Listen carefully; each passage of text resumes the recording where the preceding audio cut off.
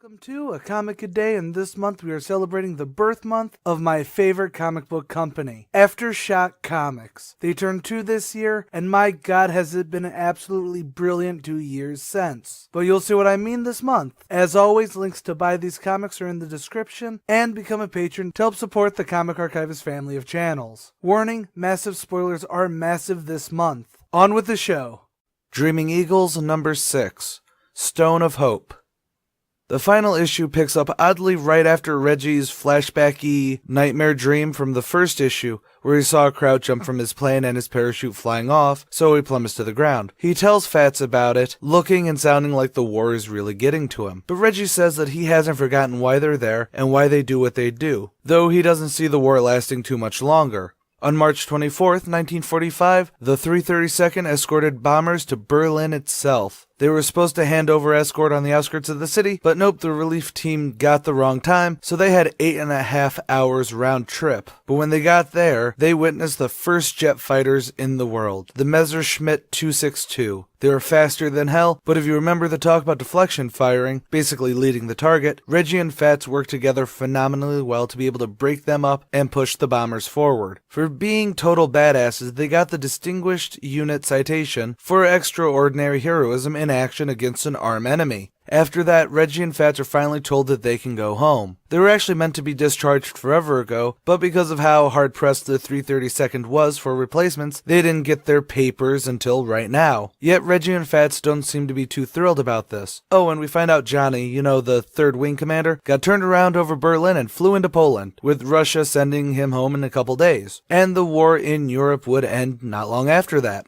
Overall, they flew over 15,000 escort missions. By the kills, the dead, the damage they caused, maybe it wasn't what won the war, maybe it meant nothing in the grand scheme of the war, but because of what they did, things would never be the same in America. Davis offers the boys a couple beers, while he tells them that he put in for them to get the distinguished flying crosses that they've been long overdue, and they do in fact get them. On their way home, Reggie and Fats are awaiting their next train, making it to about Georgia or Tennessee on their trek back to the north, when after waiting for a while, a good old redneck decides to start picking a fight with them. Instead of doing what they could have, in Reggie's mind, bowing their heads and acting just pitiful, Fats and Reggie were too proud of what they went through during the war, and they stood up for themselves. However, the redneck and his buddy beat the hell out of them both, yet Reggie is thrown onto the train tracks, so he can only watch in horror as Fats gets ganged up on and beaten with a tire iron. Of course, the law around those parts didn't do a damn thing about it. But Fats isn't dead. He's in Buffalo with his sister taking care of him. And that's the moral to Reggie's grand story about the war. Fats had an uncanny mind. He wanted to change the world. He helped change the world. He could have been an even better doctor than he was a pilot. But now he's just a husk of his former self, needing to be taken care of. Then, when Reggie hears Dr. King speak, getting everyone all fired up, filling Lee so full of hope, he knows the problem that sort of mentality causes. He sees Fats and his son, and he just feels that it should be let alone. They can survive the way it is. But Lee can't. They as a people can't just let it come so far and let it be. While he and his dad and his mom are okay, he does admit, Dr. King is speaking for the people in the South, and the people far more not okay than they are. And that's Lee's fight, and those that stand against him are the enemy. They may not be Nazis and fighter planes, but that's all he's got. Reggie bursts into tears, and he grabs his son's hand. Reggie, his free hand on his eyes, said that he went to war with Nazis, but for the last 25 years, all he's been scared of is Americans. The next day, Reggie is touching up the fence as Lee and his mother watch from the kitchen. Lee finally says that his father is truly a great man. Reggie then comes in and they have breakfast. Lee says that there's another march, this time about housing segregation. Reggie asks who he's going with, and Lee runs down the list of people going, with Reggie generally shooting down why they all kinda suck, except for one. Reggie makes Lee promise that they'll watch each other's back and never take eyes off each other. Lee says yes sir, and Reggie asks for their salt. The final panel of this series is a framed photo of Reggie and Fats in their flight suits.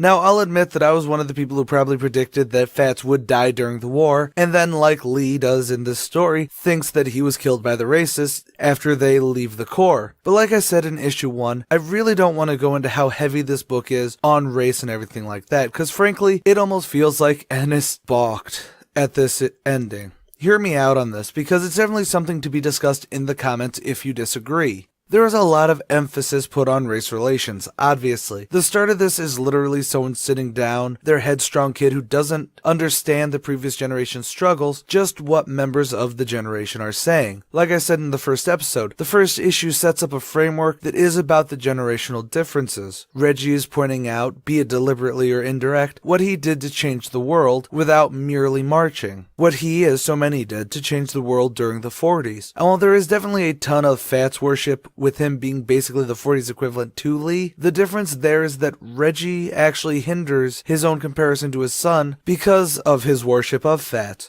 Fats is pretty much pushed as being very intelligent. He was in college and was going to be a doctor. He had a learned opinion of the world and knew how to speak. I know this sounds bad since Lee did get to go to a good school considering the time, but it's the same difference between the congressman and the man in glasses when it comes down to ideology. The congressman, yes, I know he's an evil racist dickbag wanting to hinder the 332nd. It wasn't an academic sort of thing. It was gut and what he considered the best option, mainly because of how he was raised, whereas the man in glasses had a learned respect for at least this unit because of what they did on paper. And no, I'm not saying that there's such a thing as intelligent racism. That's kind of stupid. What I mean is that Lee is taking an assumption based not on his own experiences, save for what there was that was stirred up during issue 1. Reggie's story, while in the last issue literally goes for the swerve at the whole building up war is easy, it's the home front that sucks, really does pretty much turn it also around to make it a swerve that, hey, maybe Reggie doesn't understand this new generation, the Pepsi generation. Sorry, I needed at least one joke somewhere today, but that's my takeaway from it. It's still a very powerful message and a damn well written thing outside most of the personal irks that arose with me while reading it. It is also phenomenally beautiful to see, and honestly, that's why this is totally worth a read. I know I don't usually go, oh, this is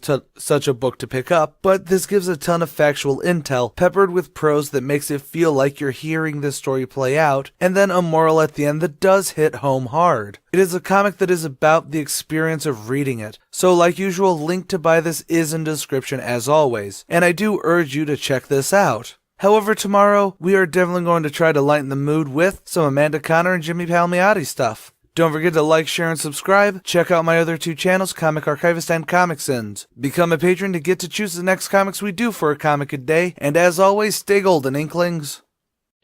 What's the skyways, or the land and the sea, are ready to fly?